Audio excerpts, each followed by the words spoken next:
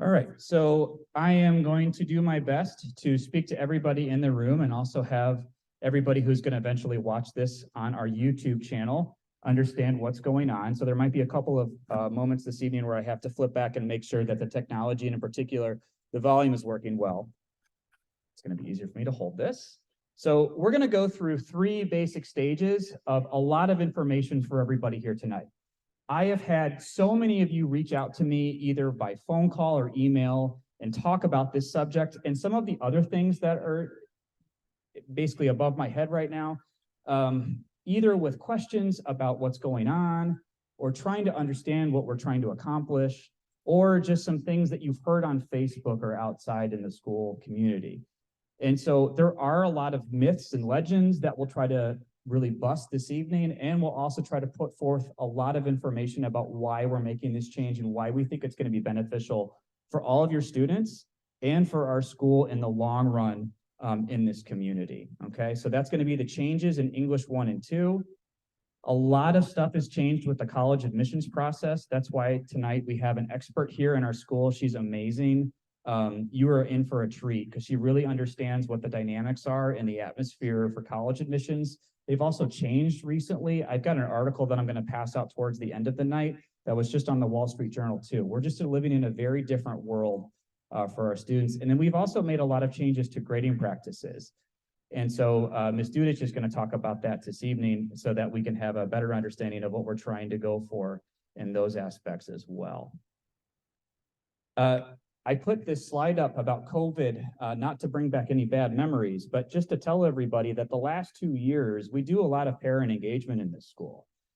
And I feel like the only thing that we could ever really talk about, just because it took so much time and effort, was all of the COVID stuff. In the midst of all of that, we still had teacher teams, curriculum teams, district-wide meetings about all of the curricular things that we were still trying to do in the long run. None of that stuff stopped. All of our career planning, everything that we're trying to accomplish with the school and make it a better place. Even though we were really mirrored in all the COVID stuff, we were still trying to make the school the best it could possibly be. So last month, we kind of figured out, for any of you that were here at the Second Cup of Coffee meeting, that hang on a second, there's a lot of things going on and we've got questions, and we felt like we hadn't done a good enough job explaining what was happening in the building, in particular because it was really just becoming a roadblock for us with the amount of information that we did have to pass on with COVID. So the three norms that we're going to use for tonight are that we're going to be really honest and transparent with you. We're going to tell you everything that we think and everything that we know. And then when we get to the question part, which will be at the end, and any questions that we maybe field individually after this as well, if there's something that we're unsure of, we're just going to be honest with you and tell you that. We're confident in the changes that we're making, but we're also always humble about them and making sure that we're doing what we possibly can to study them and make sure they're working. We're going to also talk in facts. So there's not going to be a lot of anecdotes tonight. There's not going to be anything, from any of us that's, it might come out here and there, but we're not going to really kind of personalize this from our own side, because this is really about all of your kids. Okay, and all of the kids that are at this building who might not have parents here tonight or families here tonight. We have a lot of families in our school. We have 2,500 students in our building. And so we want to make sure that the conversation is about every single child that comes into our building and the experiences that they have, the academic resources that are available to them, and the things that they have happen to them inside the classroom, in our fine arts programs, our athletic programs, and everything else. So those are the three norms that we're going to use tonight to kind of converse and talk about this. I know many of you personally, and if I don't remember your name or we haven't had a chance to talk, I think there's at least a level of understanding between us just because we spend so much time together. Many of you I saw on Saturday. I saw a lot of you at the play just recently. I've seen so many of you out and about at events. So a lot of people stop and talk to me, or you call me, or you want to meet. And we'll do everything we possibly can after this meeting for the time that we have to make sure that we answer every question we possibly can. We understand there's a lot of emotion surrounding the things that we're going to talk about tonight. We hope that by better information and more transparent information, that helps lower some of the temperature that some people might be experiencing as they just try to process what we're trying to do. And we also understand that there might be a moment where you maybe disagree with what we're saying. We're okay with that, okay? We fully realize that what we're talking about is a change here. And that's one of the things that I wanted to kind of start the evening off with the systems that we're inside schools. They change differently than the private sector. Okay, we don't get to basically talk about things and run kind of pilot groups per se, like you would if you were testing a technology product or trying some type of new protocol. Everything that we do, we have to talk about much more on the front end. And we've been talking about this change for years. And we've got a lot more conversations to have occurred and have happened as we go through these things. When we talk about everything that happens in schools, one of the reasons why you go to any of our schools in the conference or any school around this area or any school in the country, you will see almost no two schools that are exactly identical, because everything that we have happen that works here, it works differently for our students than it might for other students. Okay, but at the end of the day, all of us are just trying to do a good job and educate your students to the highest level of potential possible and make sure that every student who enters our building is really cared for and feel like they belong to this high school. Our current model, and I'm going to show you some graphics, and just because of the size of the graphics, I'll explain them the best as possible. They are in color, so that should help a little bit. I just want to really kick it off with every time that we have increased access for our students, we have seen student performance across the school rise in every single portion of our student body. So this is a graph that shows from 2010 to 2022 last year, our AP English scores. So there's two classes that students can take. And one of the things I want to get right off the bat, because I've heard about this, is we are not eliminating any AP classes. People have called me, they've asked about it. I said, no, that is not true at all. Okay, in fact, we're trying to increase students' access to AP and dual credit classes, the classes that they take when they're juniors or seniors. And every time we have pushed access for students, either by lowering the cuts for what students enter into when they come into English, or by the cuts for where we try to get students into AP, we have seen student performance increase. Okay, so I've got a couple of slides that'll show that. So in 2010, there weren't that many, and this is two classes. So this is AP Language and AP Literature. That's our junior level class and our senior level class, which will remain our junior level class and our senior level class.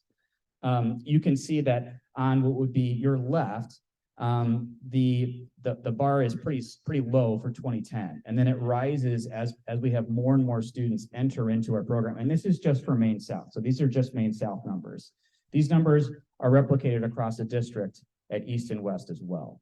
The next graph I want to show you is when you take a look at our actual enrollment in AP and dual credit classes across Maine South. So all AP and dual credit classes, same thing. When we open up access, we see more and more students enrolling in those classes and being successful in those classes. So more and more students are entering what we would consider college level work their junior and senior year and leaving here with more and more access to college level credit. Okay, and so that goes from any band of student. And so while I'm on that point, can you raise your hand if your student is in District 64? And what about Penoyer? Okay, what about St. Paul or Mary's Seat or St. Andrew? Okay, great. Okay, excellent. Is anybody in the CFC program? Okay, that just helps me kind of frame some things. Thank you very much. So for students who are in the CFC program in District 64, or students who are in Penoyer who didn't have access to that, or students who are in 64 who weren't in the CFC program, all of our indicators show that when we open up access, they do better. And this is a graph, and this is going to be harder for you to see, so I'll do my best to describe it. The top level, which is that darker blue line, that's just all these lines are slowly going up. That is the 90th to 100th percentile for all of our students who came to us from District 64 over the past 9 years. And that is the number of AP and dual credit courses that they took. So the point from this graph to take away is that essentially, as we opened up access for our highest level students, and this is based on GPA, so our highest level students in that 90th percentile of GPA in the entire grade, they increase the actual classes they're taking for AP and dual credit. And for students all the way through our entire GPA experience at each quartile level, which are the next four colors, you can see those increase too. So over a decade, we're basically seeing students double the amount of classes that they take at that collegiate level, all right?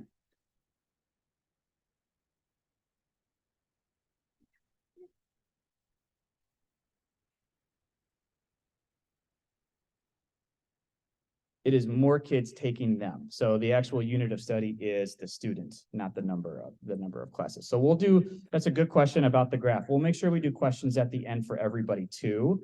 And we do want to make sure that we leave room for individual questions, and that's why we'll remain behind as well. I'm sorry, I should have done a better job of repeating that in case anybody heard this online. So if you're seeing this online, I'm sorry about that. And then here we are at this precipice where we believe we can actually do better than what we're at right now. We believe that we can open up access even more, and we believe that we can increase the availability for these rigorous courses for all students, no matter where they're starting from. And for us, that's a really big part of moving forward as a school. So to showcase a metaphor of this, I'm just going to play a brief video.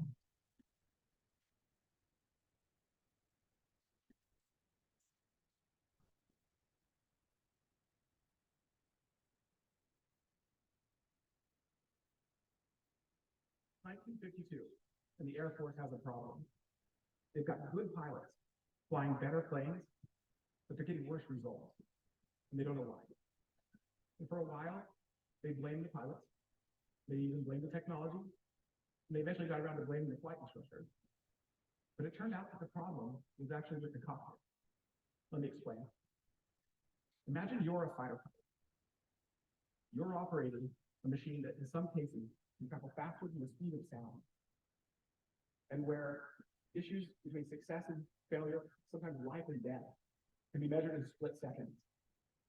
If you're a fighter pilot, you know that your performance depends fundamentally on the fit between you and your cockpit.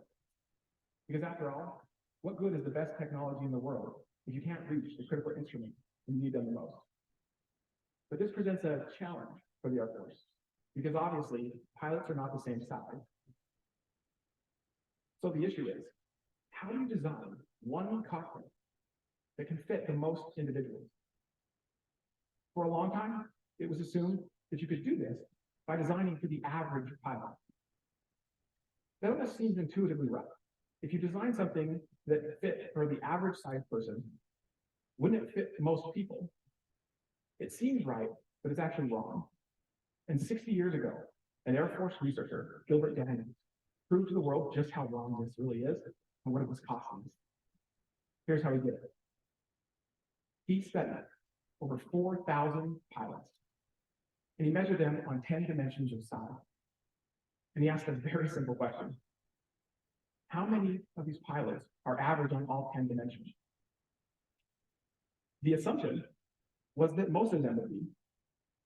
You know how many really were? 0. Gilbert Daniels proved there was no such thing as an average pilot. Instead, what he found was that every single pilot had what we call a jagged side profile, right? Means no one's at the same on every dimension. And this makes sense. Just because you're the tallest person doesn't mean you're the heaviest. Doesn't mean you have the broadest shoulders or the longest torso. But this is tricky because if every pilot has a jagged size profile, and you design a cockpit on average, you literally designed it for nobody. So the Air Force realized they had a problem. And their response was bold. They banned the average. Meaning that moving forward, they refused to buy fighter jets where the cockpit was designed for an average-sized pilot. And instead, they demanded that the companies who built these planes design them to the edges of dimensions of size. Meaning that rather than design for, say, the average height, they wanted the cockpit that could accommodate as close to the shortest pilot and the tallest pilot as the technology would allow. And today, we have the most diverse pool of fighter pilots ever. But here's the thing. Many of our top pilots would have never fit in a cockpit designed on average. So most of us have never sat in the cockpit of a $150 million fighter jet, right? But we've all sat in a classroom. Here's what I mean. Even though we have one of the most diverse countries in the history of the world, and even though it's the 21st century, we still design our learning environments like textbooks for the average student. No kidding. We call it age appropriate, and we think it's good enough. But of course it's not. I mean, think about it. What does it even mean to design for an average student? Because a student is not one-dimensional, like struggling to gifted. Students vary on many dimensions of learning, just like they vary on dimensions of size. Here are a few obvious ones. And just like size, each student, every single one of them, has a jagged learning profile. Meaning they have strengths, they're average at something, and they have weaknesses. We all do. Even geniuses have weaknesses. But if the fighter pilot example has taught us anything, it's this. If you design those learning environments on average, odds are you design them for nobody. So the real question to me is, how do we get these adjustable seats for learning in the hands of every student as fast as possible without spending more money? Here, I actually think the Air Force has given us the formula for success. What if we ban the average in education? We know it destroys talent. Instead, what if we demanded that the companies that sell these materials into our classrooms design them not to the average of dimensions of learning, but to the edges? It would be a bold move. It would certainly send a strong signal to the market. The game's changed. But trust me, if we do this, not only will we increase the performance of the kids in our classrooms today, we will dramatically expand our talent pool. Because right now, there are so many students we simply cannot reach because we design on average. Design to the edges, and we will reach them, and we'll get their talent. The good news is, we don't have to anymore. I'm telling you, we have a once in a lifetime chance right now to fundamentally reimagine the very foundation of our institutions of opportunity like education in ways that nurture the potential of every single individual, and therefore expand our talent pool, make us far more competitive in the world. We can do this. We know the formula, and it's time we demand it. Thank you.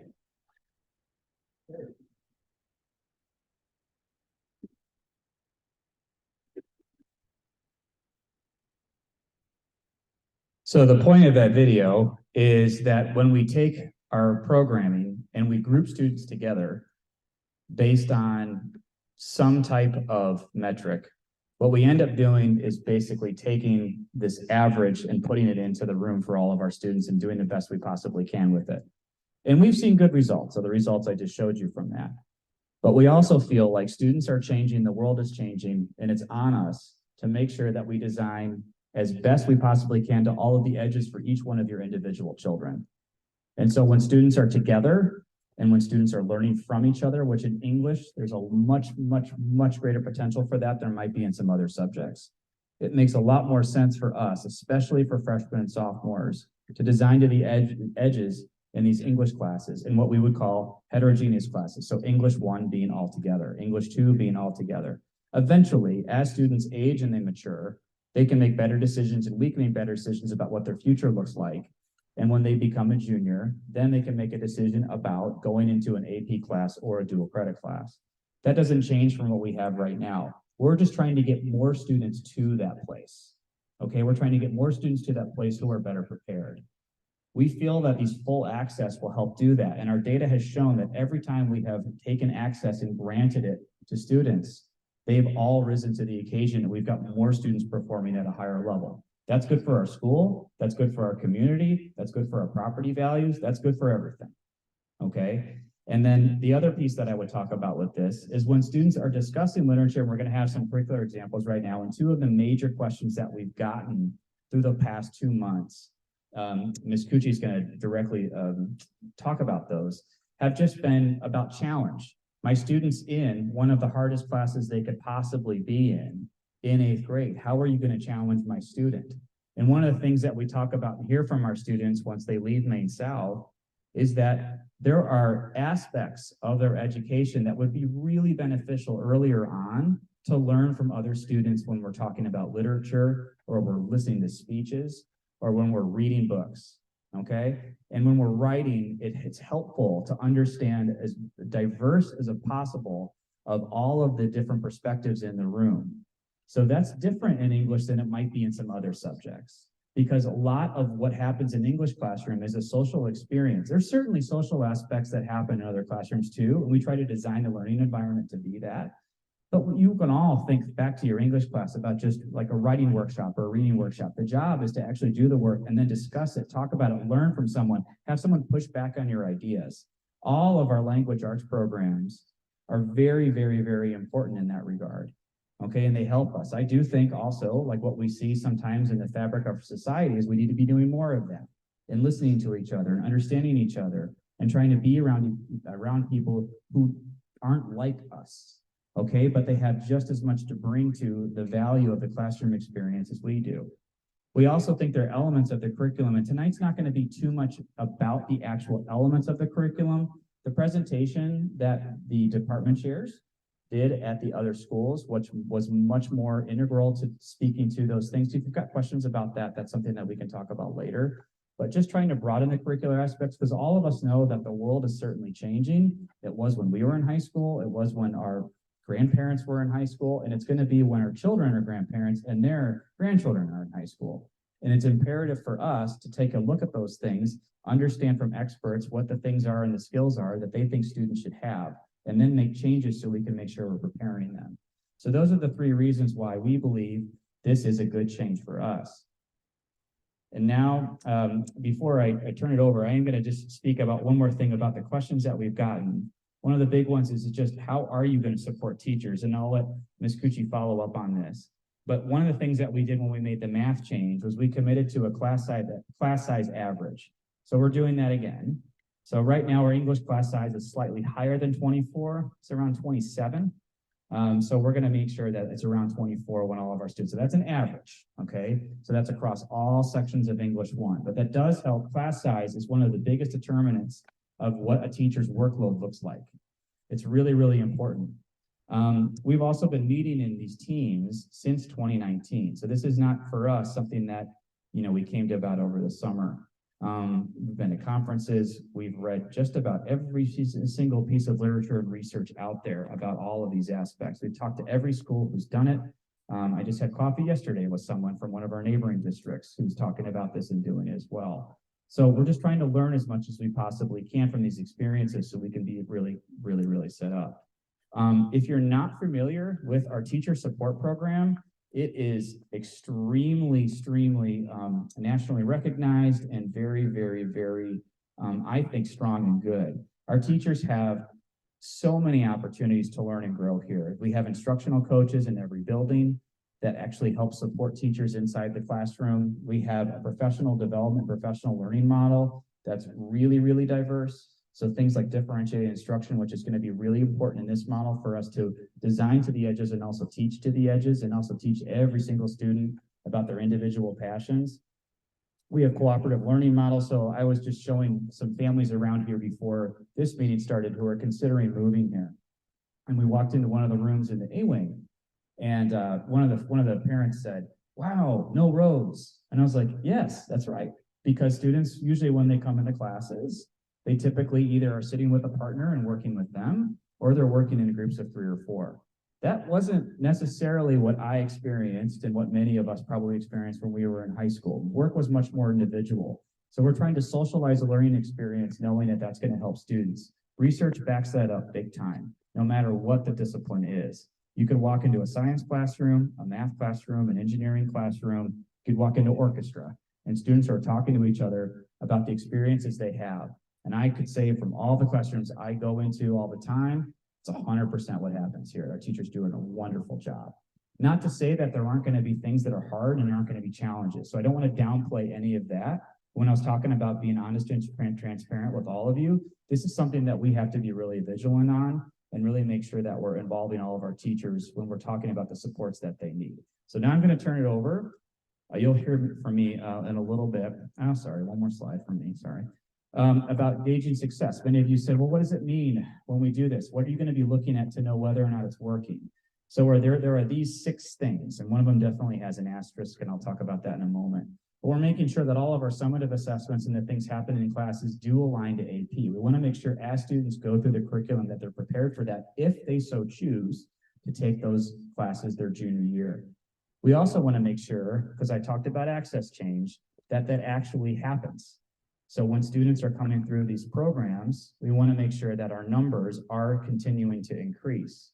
We would look at certainly the academic performance in dual credit and AP classes for a student who has this. How do they perform in the AP class? How do they perform in a dual credit class? There might be differences there for a whole host of reasons, but overall, that's something that we look at weekly here in the school and sometimes daily.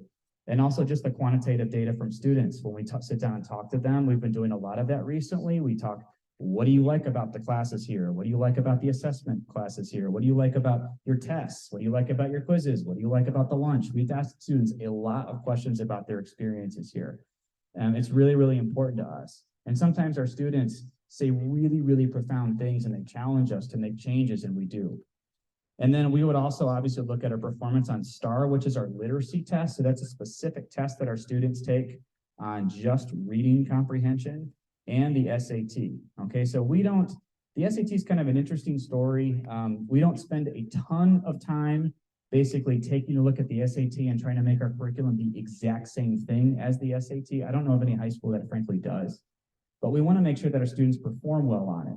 Also, when we get to the college piece, there's a reason for that, because the whole landscape of that has changed significantly. Has anybody heard of the phrase test optional? Okay.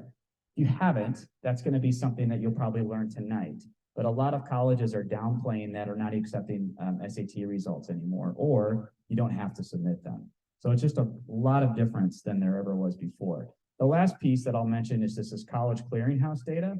The college clearinghouse data is data that we basically subscribe to from a company, a large consortium, and they say, you went to Maine South, now you're at the University of Kentucky, or now that you're at the University of Illinois at Urbana-Champaign, IRL, by the way. And as you go through, did you finish? How many years did it take you to finish? Or when did you drop out of college? Because we know the dropout rate in college is very significant for us in terms of making sure that our students are prepared. So we do look at that. Our students are absolutely prepared for college, 100%. And you're going to hear why in a minute when you hear how sought after our kids are from pretty much every school out there. We also bring back the alumni who graduated within the last 4 years every December when they're on winter break. We give them free pizza. It's amazing what free pizza does for college kids. And they come in and they tell us what worked. And they say, Dr. Collins, this class was awesome. This class didn't help me. This class was amazing. I wish somebody would have told me all these things. And then we talk about that and we figure out how we can incorporate that into our school. And one of the things that we're finding is that the college landscape is changing rapidly. And what we used to experience when we were in college, when I was a freshman at the University of Illinois and trying to figure out how to go into Rep 105 and write my essays, is very different than what students are experiencing today. So it helps us make sure that we're preparing them, not only for the academic pieces, but what we actually learn from our students is that the other stuff, the life stuff is the things that we can do a better job with in the school. And that goes back to what I'm talking about when I talk about socializing experiences in the classroom. Being around as many different types of people as possible is a good thing. All of us are going to hopefully be in a job someday. All of our students are hopefully going to be in a job someday, so they don't have to live in your house. Okay, and be off of your cell phone plan and be financially independent, just like I want my 3 kids to be. But we also know for them to do that, they've got to be able to work with people. And the only way that works is that they have more and more experiences towards that end. Okay, so that's something that we think a lot about when we're trying to design high school experiences, knowing that by the time they get to junior year, they're really getting into hard classes or classes that are going to be really rigorous for them and meet their needs. That might not necessarily be AP, might not necessarily be dual credit. It might be a lot of internship experience. It might be a lot of job experience. Less of our students across the board are thinking about college right now because they can get a lot of money when they leave here with other experiences. And that's just the way the world is changing, okay? So we just want to just make sure you all understand that we talk about that. So now the questions that we get, and this is probably the #1 question. So I took all the emails, all the individual conversations, we kind of boiled it down to our big ones, okay? So now I'm going to turn it over to our English department chair, Ms. Cucci. Thank you. So Dr. Collins asked me to talk about 2 questions, and I put just a little bit on the slide, but I have a lot to say about all of it. The first one, how will my student be challenged? First and foremost, I want to let everybody know that this is the foremost important question of all the English teachers designing this. But we're thinking about the question a little bit differently. Your role is as a parent, so you're thinking about your student. We're thinking about every student.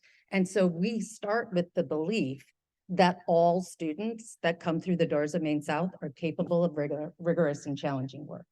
And how will we motivate them and give them the tools to access that is what we're looking at. And so we've designed these rubrics. This is what we've spent the last 4 years designing. I did show at the presentations at the feeder schools, and I have some of them here. If I were to put that up there, you wouldn't be able to see it. It would look like some colorful blocks on the screen. But we've designed a way to provide transparent feedback in all of our performance indicators. So our performance indicators are writing, reading literature, information literacy, and communication and collaboration. Those are the 4 broad things that sound like an English class that we have designed rubrics for that go all the way from what we would see in a developing freshman to an advanced proficient senior.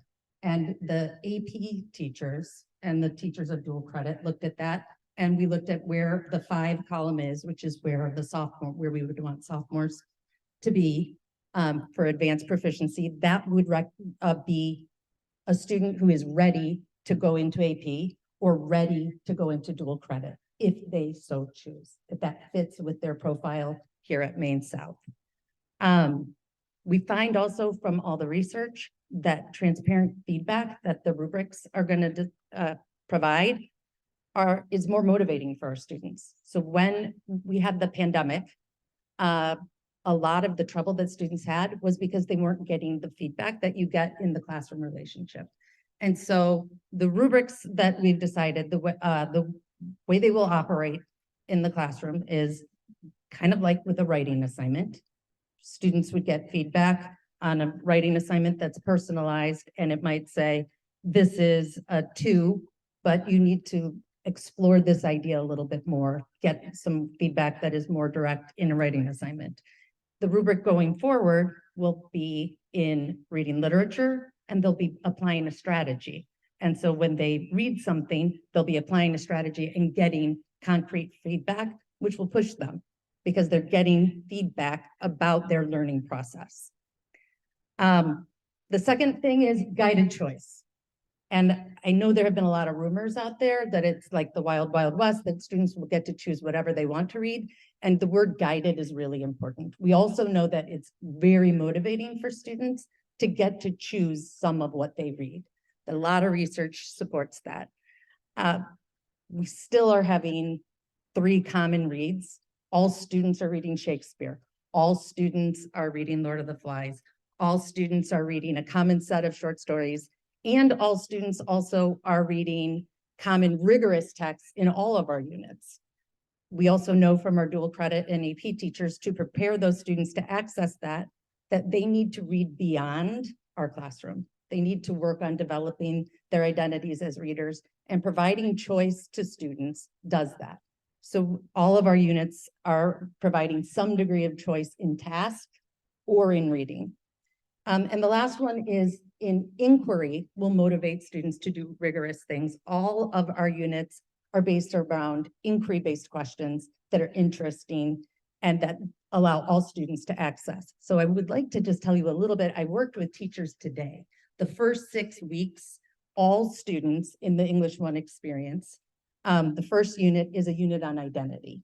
And students are going to be asked, how do we recognize other people's identities, with the rigorous task of identifying inference making and characterization, which is the skill that the freshman accelerated class uses the first 6 weeks. So we're taking that skill, they're applying it to 3 common, very rigorous short stories, a common novel and verse. All students are doing that. Then we have a selection of short stories for students to choose from, and they'll get to choose. Some will choose something based on something they're interested in because we're giving them some information about what they're about. Some will choose because we're identifying that this is more rigorous. This has got more symbolism in it. This has got something that they found fascinating in the text. So they're going to get to access that.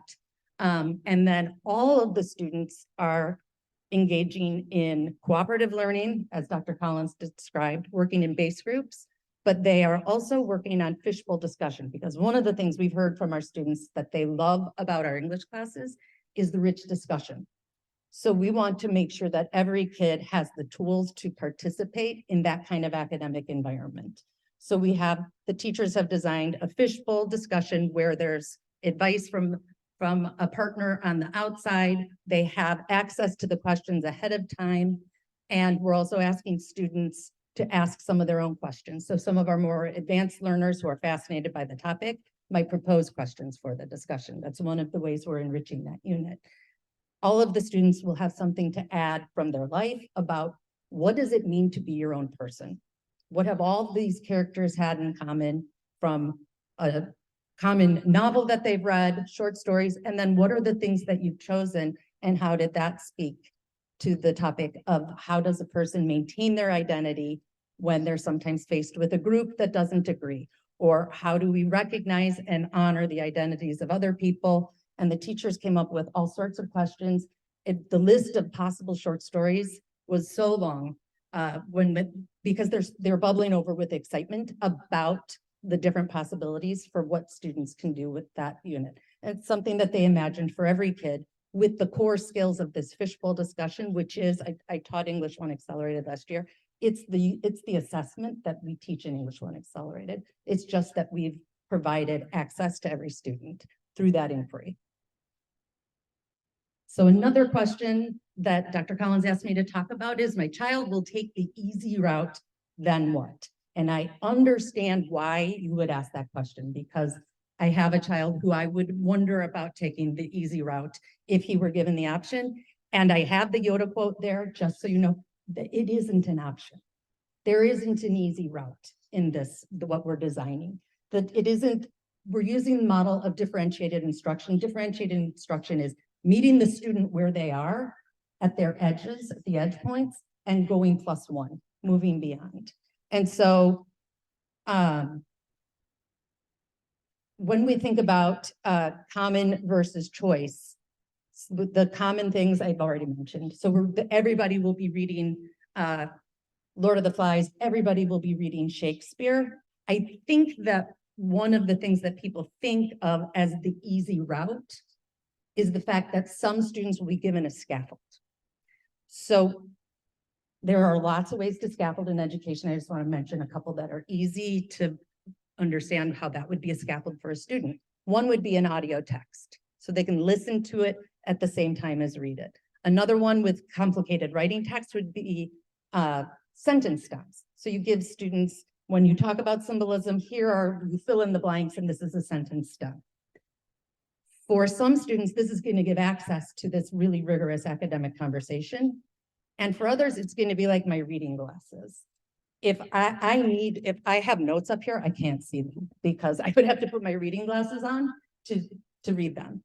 And if I were to hand my reading glasses, which is a scaffold I need to see, to Ms. Dudich over here, and if she were to try to read her notes, she wouldn't be able to see. There are advanced students there are students I have said, sure, go ahead and take AP that haven't had the reading score. And I've recommended, make sure that you listen to the text with audio and make sure you read it at the same time.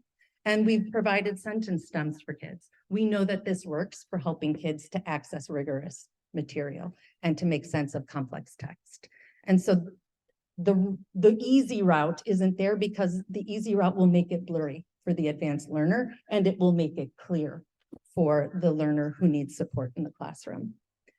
So that is what I was going to talk about. If anyone would like to see the rubrics and get into more about the curriculum, I really do love to talk about this, and I would love to talk about how the units will get students talking to each other, honoring each other, and making sure that it's a safe place for both the learner who needs to be provided the scaffold and the learner who is an avid reader and wants to make sure that that identity is respected in the classroom. Both of those students are in my concern as we design this. Great, thank you. Next, we're going to have up Robin Marath, our college admissions specialist. She is an expert in everything in this world, and there's been a lot of changes. So She's going to do some myth busting for us. These are all based on questions that we've had, either questions that I fielded from some of you or questions that we've seen at the district or school level. Thank you, Dr. Collins. Okay, so how does this change in the curriculum affect college admissions? And even if you have younger students, how many of you have 8th graders, so incoming freshmen? Okay. How many of you have students already here at Maine South? Okay. So wherever you are, it's the curriculum change could be affecting you. And just if you're kind of wondering about college admissions in general, the real star of college admissions is the transcript, which is the visual you can see here on the screen. Okay. Notice I didn't say GPA, and that's on purpose. The most important piece of information that our students give to colleges when they apply is the transcript. And within that transcript, it's a combination of the GPA, yes, but also the courses that are chosen from our curriculum guide. You moved into the area likely on purpose or stayed if you are an alum. And one of those reasons was the vast offerings that Maine South provides, right? And Maine 207 in general. So it's not just the athletic opportunities, but it's the curriculum opportunities too. Your students attend a fabulous high school. I've worked in 4 of them. This is a great high school that has a lot to offer. And that transcript is the story that your students are telling the colleges that starts the conversation. There are certainly other parts of the application, which I'm not going to necessarily go into today, but this is the main part. And so within that transcript, they are telling colleges, this is what I've done. And it's going to be over the course of 4 years, because even though they apply senior year, they have courses that they're showing that they're taking, which is why course selection, very timely because we started with sophomores recently, is so important with all of this, okay? Because it really does tell colleges, this is what I've done, and this is what I would like to do based on my past history.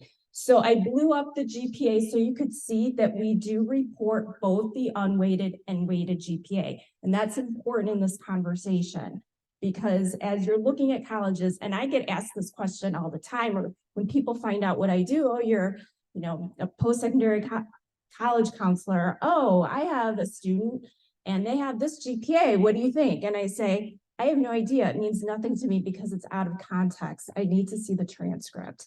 The transcript helps inform what that GPA means. And so when you're looking at the weighted and the unweighted, if you've never seen our transcript before, here it is. It's a very straightforward transcript. I've seen many, many transcripts from across different states, different types of districts. Ours is very straightforward. And it puts it in chronological order, all the classes taken freshman year, first semester, second semester, then sophomore year, etc. And it will include senior year courses. So if you have juniors right now and you're thinking about next year, the official transcript will include senior year courses, okay? The weighted and unweighted GPA, the reason we report both, there are probably a lot of reasons, but in terms of college admissions, some colleges take the unweighted GPA and some will take the weighted GPA. College admissions can be very complicated and there's a lot of nuances that go into it.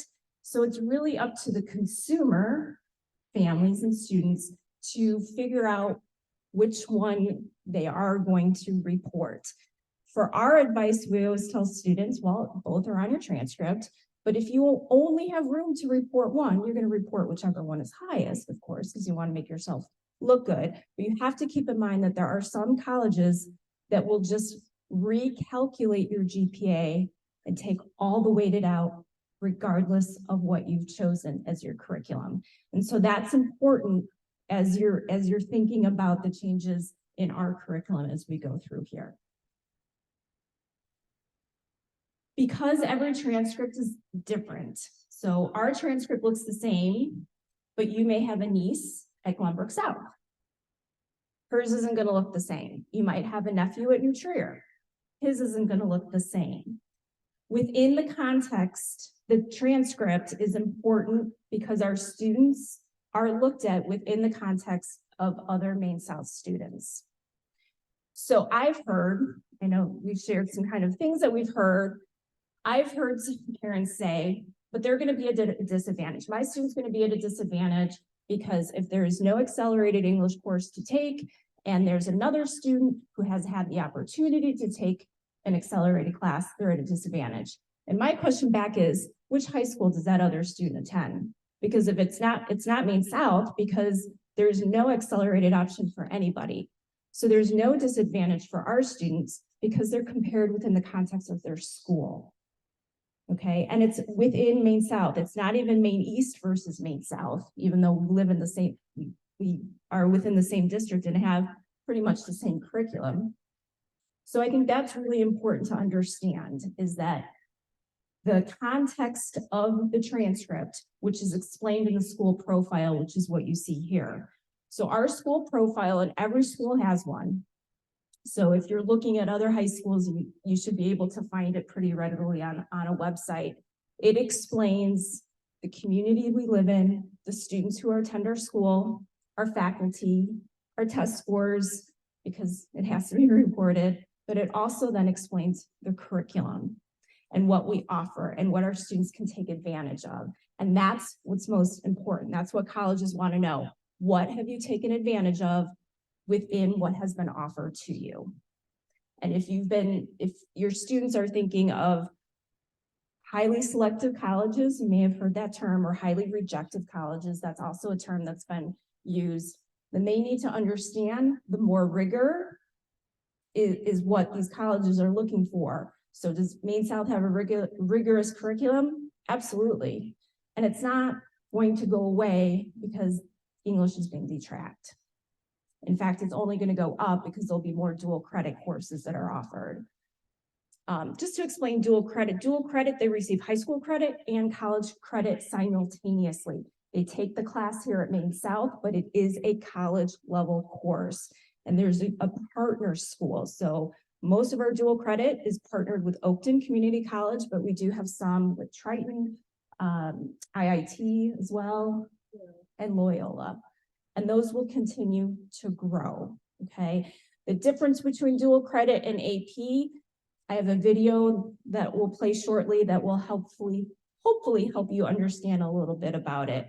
But the school profile is updated annually. I am part of that committee that updates it. We meet with my counterparts at East and West because, again, each school has their own. So Maine South, if you were to go to Maine East and Maine West website, you would see a similar looking profile with their school colors, but it would be different because, again, each school has different data and has a different population that we need to explain.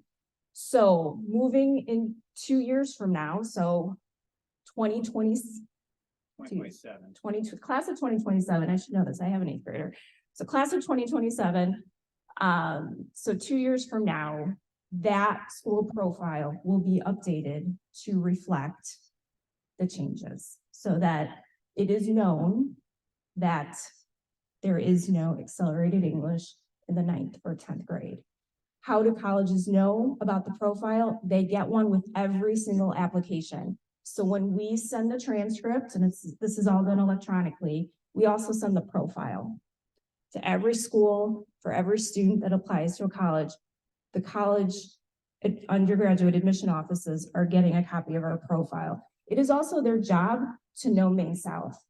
They are usually assigned, they meaning the college admission representatives, are usually assigned a territory. And for most of our very popular colleges, we have someone that comes and visits us here at Maine South. The CCRC, which is the Career and College Resource Center, is just across the Commons, and we receive over 100 reps every year that come and meet with our students, and I meet with them. And I let them know the changes that have occurred in our curriculum or the changes that are upcoming, tell them how wonderful our students are, and they say, okay. And this change doesn't faze them at all. As one shared with me earlier this fall, Robin, we want your students. So if you're going to offer accelerated or English to 9th and 10th graders or not, that doesn't make a difference to us. We know you're still providing the best education possible. So now I'm going to share with you my plan, my story, which is, you may have seen some of these. We feature, I don't know, once a month of our district students. So we have a wonderful videographer for the district, Dan Colin, who puts these together, and he profiles some of our students and how they've taken advantage of the curriculum and internship possibilities. So I want to play the latest one, which features Campbell Mysick, one of our Maine South seniors this year. To an internship. I'm pretty involved with the newspaper, the fashion program at Maine South. So combining journalism and fashion and kind of drew me the most attention and seemed like where I would get the most experience was Parker's Living, because right now we're putting on a fashion show and then writing for the magazine, doing social media. So it seemed like a good opportunity.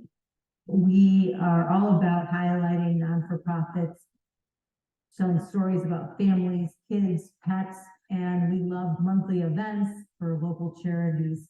Fashion show's happening in October 2021, a benefit for Wings. Wings' mission is to help end domestic violence, and we are committed to helping Wings do that. And Campbell has been awesome at helping us to find models, to set up, take down, post about our sponsors on social media.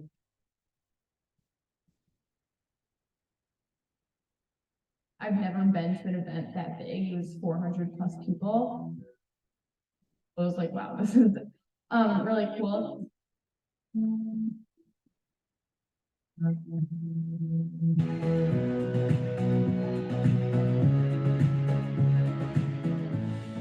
That was like definitely like one of the best experiences I've ever experienced. Putting together like the pieces of the fashion show was really interesting. All of the behind the scenes and business aspects of it.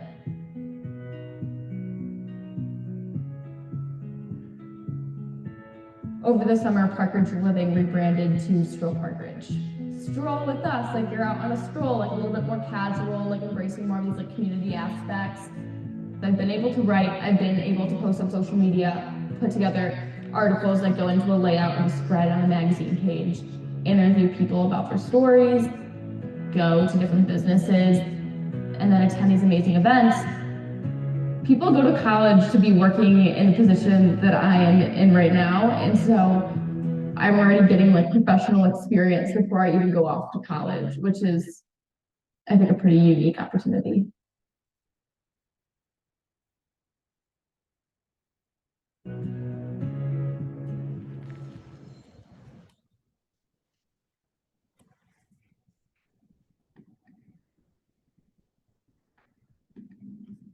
To an internship. Sorry about that. Okay. Greetings. Sorry about that. I'm trigger happy. Okay. So if I were to show you Campbell's transcript, which I'm not going to, you would notice that she has taken courses that are appropriate for this profile. Involved in the internship program, involved in the journalism classes, taking rigorous English classes to help with her writing. Again, it all goes back to that transcript being the key piece here and what she's been able to take advantage of.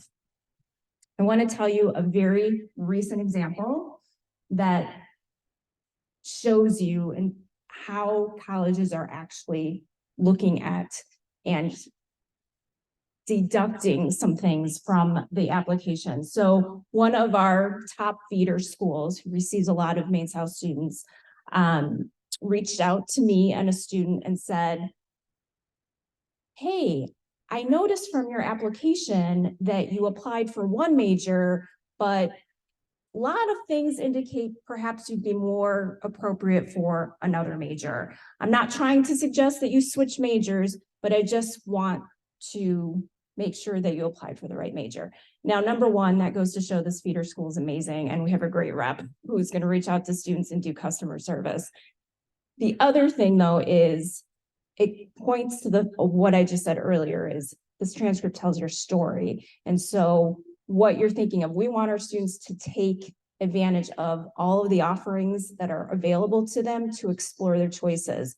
Whether they decide on a major or not isn't always what happens, although it could be, or at least they're choosing things or not choosing things maybe that they thought they wanted to study, but by having an experience in high school, they realize maybe that's not what I really wanted to do. And that's just as valuable so that they can pivot and move to something that is more appropriate.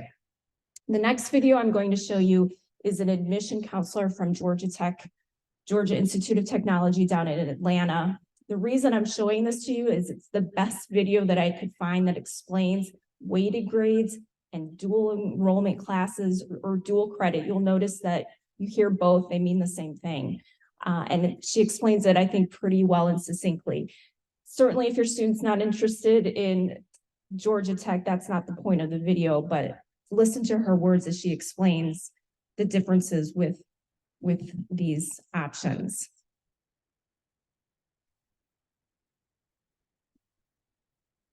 Hello, I am Laura Simmons, one of the admission counselors here in undergraduate admission. We're here today to talk about how we review your academic record. Let us start with an understanding that nothing predicts success in college like success in high school. And one of the best ways that we can see your success in high school is to do a careful review of your academic record. So that is the part of the application that is most important to us, and honestly, the part that we spend the most time on. So we do a course by course and grade by grade evaluation of everything that you have done from 9th, 10th, 11th, and 12th grade. Let's talk about how we do that. We are looking first at the courses that you have chosen to take in high school. We like to see that students have challenged themselves with the most rigorous offerings that their high school offers. And we recognize that that's not the same for all students. For some students, that's honors and AP classes. For some students, that's dual enrollment. For some, it's an ACE curriculum or an IB curriculum or a national curriculum in their home country. We don't care that your curriculum is not the same as other students' curriculum. We just want to make sure that it's what is challenging you and preparing you best for college. I'll answer one of the questions that we get most often while we're talking about how we do that. Some students will ask me, should they take AP classes or should they do dual enrollment? You can imagine that the answer to that really depends on the student and really depends on the setting. I'll give you an example. You're probably not surprised that in a place where we're only offering Bachelor of Science degrees, we care what kind of math you pursue. So if you've taken a pre-calculus in your junior year and senior year, you have to choose if you're going to take AP calculus or you're going to do dual enrollment. What if your choices are dual enrollment calculus 1, dual enrollment calculus 2, then we're going to treat that the same as if you had taken an AP class. But what if your dual enrollment choice is college algebra? We're never going to pretend that college algebra is the same as a calculus class. So what you take is more important than the mode you take with us. So let's go back. We're going to look course by course and grade by grade with our high school curriculum, because that's how we see trends, it's how we see strengths, it's how we see weaknesses. You know, I may see a student's application, read their transcript carefully and say, this student had really good performance, except for spring of sophomore year. Let me see if I can find something else in the application that explains that spring of sophomore year. Or I may see that a student is consistently very strong in math and science and not as strong in English and foreign language. And we'll be looking for anything the student might tell us about performance in those classes too. While it's predicting how successful you might be in the classroom, it's mostly just showing us what you have already done. And so we need to see what you have already done in context of where you have been. Most students who come to Georgia Tech and apply to Georgia Tech do take their more challenging options, take those higher level courses, make good grades. What about a GPA? We get asked about GPA a lot of times. And the only GPA that we're really going to use in the admission process is whatever your high school provides to us, because we can't compare GPA across 50,000 different applications. We couldn't compare a 397 to a 96 or to an 11.2. We use your GPA mostly, honestly, when we're comparing you to other students in your high school, because that's what it will reflect. Don't worry about how your GPA compares to students who go to different kind of school systems and think that you might be at a disadvantage because of the way that we look at GPA. Most students are, we will say, A students, and that doesn't mean that they make only A's, but it does mean that most students make more A's than other kinds of grades in their curriculum. Students are self-selecting typically when they apply to Georgia Tech, and so we do know that we're going to consistently see students who have performed well in the classroom and who have challenged themselves with the more rigorous courses available to them. So I just want to reiterate, I think the one sentence that really stands out to me, it doesn't matter the mode you take it as much as it matters what you take. So that again goes to our course selection and working with counselors. We have 9 counselors on staff, plus myself, that work with students. The 9 counselors are really your first point of contact. So if you have incoming freshmen who are 8th graders right now, you will meet that counselor in January, early February to do course selection for the freshman year. And all freshmen will be taking the same English class. There is, I think, a great trajectory that will continue to happen with our students and with the courses that we offer. The next video, and it's much shorter, I promise, is the Director of Undergraduate Admission at the University of Illinois Urbana-Champaign, Dr. Andy Borst, who just has a message for us.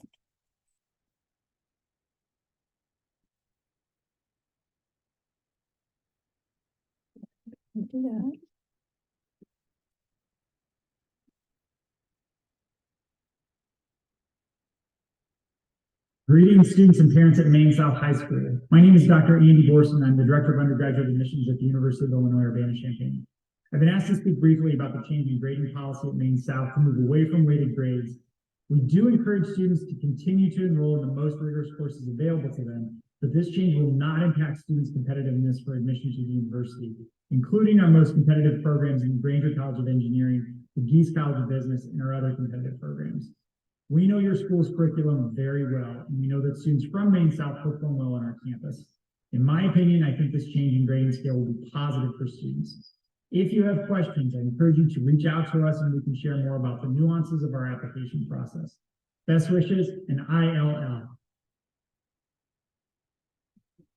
U of I is an example of a school that looks at the unweighted GPA only for all majors. Computer science has a 6% admission rate for the University of Illinois. It's one of the most competitive programs in the country. They look at unweighted GPA. Social work, English, College of Art, Liberal Arts and Sciences, the Geese College of Business, it doesn't matter the major or the school, they look at the unweighted GPA. And what U of I does is publish the GPA mid 50% range for every single college. There's a great breakdown on their website. They're very transparent about it. Does that mean you can take all regular standard classes and expect to be admitted to some of these majors that are more competitive? Likely not, because again, that rigor needs to be there. But there are nuances within this, but it poses, or it leads to just another example of how GPAs are looked at in context and looked at differently from college to college. The last thing I'm going to talk about are scholarships. Sometimes scholarships are dependent on that GPA. And is it the GPA that they start with as a senior or the one that they end with when they graduate? And it just depends on the college. There's a lot of differences with scholarships. I encourage, as you get closer or even now, I have a sophomore son who does not attend Maine South, but a similar, high size and scope high school in the area. And I have an 8th grader. And what I'm doing as a parent, not just a post-secondary counselor, is looking at websites and seeing what are the scholarship qualifications? Are there anything that's automatic? And is it based on a GPA? Is there a test score that's necessary with it? And notice I didn't really talk a lot about test scores today because they're becoming very, very less part of the application process. So if you are part of Gen X, and you took an ACT, you now may have figured out that we give the SAT to all of our juniors in the spring of their junior year. And that is a graduation requirement set forth by the Illinois State Board of Education. We can't get around that. However, our 12 state public universities, of which U of I at Urbana-Champaign is one of them, we have 11 others, they now only look at test optional. So they're all test optional. Governor Pritzker wrote this into law about a year ago, that moving forward indefinitely, all of our state universities are test optional. And what that means is students can choose if they want to send scores or not. And one step further, Northern Illinois University in DeKalb is test blind, meaning even if you want to send a test score, you can't, they won't look at it. You may have read something about the University of California system and the California state system. They are also test blind. So if things are different than when you went to college, you're not kidding. They're very different. Test scores are not as important as they used to be. They can still be used. They can still be a data point. And some scholarships may give you a scale of if you include a test score or not. So that's just something that I would encourage you to look at if scholarships are important in your search for colleges, and just realize that not every college offers merit scholarships, which is based on the academic profile. Usually the more selective you get, the less likely you are to find merit scholarships. Okay. One last shameless plug for my parent academy. So if you're not busy tomorrow night, I'll be here with three representatives, three of our college representatives: Marquette University, Elon, no relation to Mr. Musk, and Indiana University in Bloomington. So three of our college reps will be joining me. I'll be going through the common application, which is the application most used for college admissions. Over 1,000 colleges use this. We'll be going through the different sections and how they're interpreted by the colleges and how we help students and the resources we have available for them. Most appropriate for not seniors, pretty much anyone but seniors, since they've gone through most of the process by this point in the calendar. We are at the last part, and then we'll get to questions. I do have a copy of our school profile here in front of us, and there's a article in the Wall Street Journal that just came out that says more colleges offering admissions to students who never applied. And essentially what's going on in college admissions right now with the Common App is that everything looks like Tinder, frankly. Okay, colleges can go and see who's in the Common App. They don't need to apply to school. I'm not kidding. And they're just asking students to come to their school. They're saying, "Oh, your academic profile looks good. We'll offer you a spot in our college." That's what's going on now.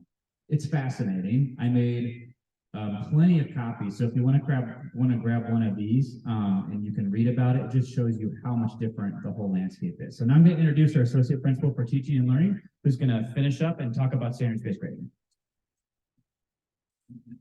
Yes, and then while she's talking, I'm going to pass out some feedback forms, and then I'll be back up here for questions.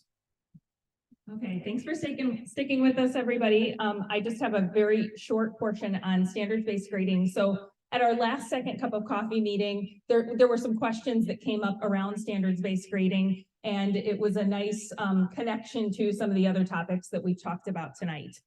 So this is our 4th year here in District 207 of having classes that are using standards-based grading methods. And we've increased the number of classes over those 4 years, and we'll continue to increase and add more classes that are using standards-based grading. A little bit of history about the evolution of grading practices. They've been around for hundreds of years, and they haven't changed much. So there's documentation back from the 1700s of practices that were happening at Yale University. And those grading practices were mostly focused on competition, prizes, and fortunately, also feedback too. And so when grading first began, it was used for a lot of internal communication and feedback for the students. But as schooling grew and more students were getting schooling, they started using grades for more external purposes as well. And so most of the grading practices, as we know them today, were standardized around the 1940s. So the 100-point grade scale that you're familiar with, this idea of a GPA calculation, a lot of those things started becoming more standard around the 1940s. And again, when a lot more students were in school, and we needed to maybe transition from what was a focus more on pedagogy and then turning into how do we make this more efficient to communicate grades.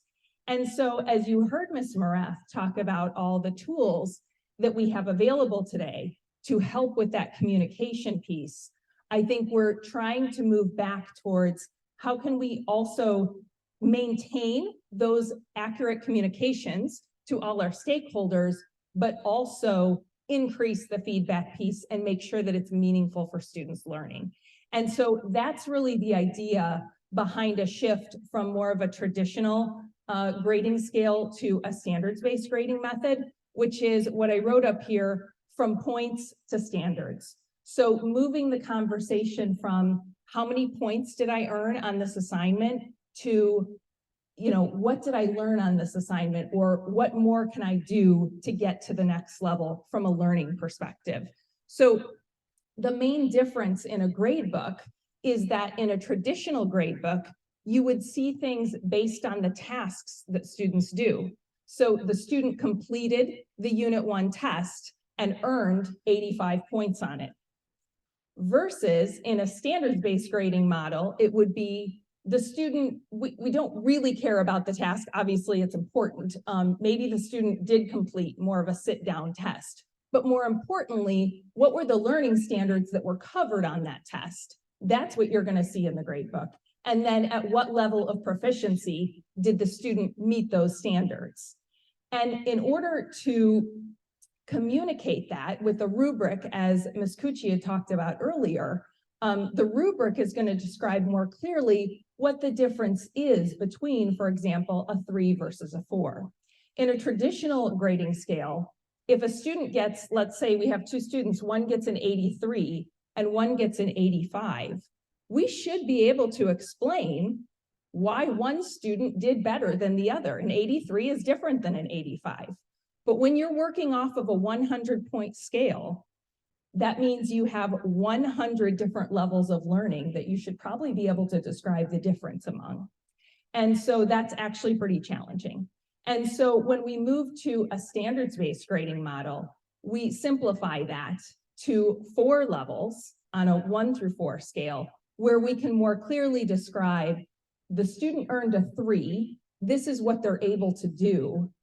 Here's what they need to do moving forward to earn a 4, which is also described by the rubric. So it's just to make things a little bit more clear. I also want to just kind of clarify a little bit more about how those grades then translate to a course grade. So when students are getting grades on those standards, so for example, maybe they've taken a test and 3 different learning standards were covered on the test. So they're getting 3 different scores from the rubric on the test, scores that are between 1 and 4. Those individual scores do not translate to a letter grade. Those individual scores, if a student gets a 3 on the learning standard, is described by proficiency, and then whatever the rubric indicates proficiency means in that case. But we wouldn't take that 3 and say the student got a B on the standard. We would say the student is proficient with the standard, and here's what proficiency means. So as students collect a whole bunch of those grades in the grade book on the scale of 1 through 4, those individual grades are not grades of A, B, C, D, F. But then the course has a calculation method that takes those 1 through 4 grades and calculates it into a final course grade.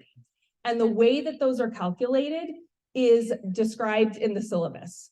And there's a few different ways of doing that, just as there are in a traditional system. So sometimes there's some averaging that takes place. Sometimes there's some weighting depending on the importance of the different standards. Sometimes a mode is used. So just like now, different classes use different ways to take that collection of scores and turn it into one final grade. The standards-based grades do that too. And so after that calculation, we come to this chart that you see here. So you have a collection of 1s, 2s, 3s, and 4s that has a specific calculation method that results in a number between 0 and 4 then. And so for example, if you end up with a 3.5 through whatever that calculation method is, you earn an A. And I think that's important to clarify, because an A does not mean, because you can see up here, it's 3.4 to a 4. You don't have to get a 4 in every standard every time to get an A. However, you do need to get a good handful of 4s. And it's okay if there's some things that are 3 or 2. That's how the grading calculation works. It'll eventually arrive at this, but it doesn't mean that you always have to get advanced proficiency in order to earn an A. Lastly, I just wanted to show this slide that, is a quick picture of all the different courses that are using standards-based grading. They're not bigger or smaller because they're more important than one or the other. It was just how the graphic was made. But we have Math 1, 2, 3, and pre-calculus courses that use standards-based grading. Next year, all of our level 1s of world language classes will use standards-based grading. French and Italian have been using standards-based grading for several years now. Many of our fine arts classes are using standards-based, many CTE classes. As Ms. Cucci talked about, English 1 will be using a standards-based grade model. So you can see a good handful of our courses that are using those methods, and that'll continue to grow. So hopefully that clarified a few questions about standards-based grading, and I think it was timely to connect with some of the other topics we had tonight. All right. Thank you so much for sitting through a ton of content. We took all of the questions that we've been getting over the past 6 weeks and tried to put them together in a presentation. You're more than welcome